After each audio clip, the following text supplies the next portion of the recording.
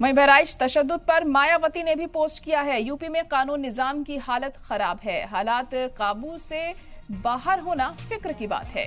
इंतजामिया का रवैया जानिबदाराना ना हो, ये मायावती ने कहा। तो मायावती ने भी इस पर अपना रद्द-ए-अमल जाहिर किया है। बहराइच की घटना को लेकर उन्होंने भी अपनी राय रखी है और मायावती ने पोस्ट कर लिखा है कि यूपी में कानून निजाम की हालत खराब होती जा रही है, हालात काबू से बाहर होना ये फिक्र की बात है।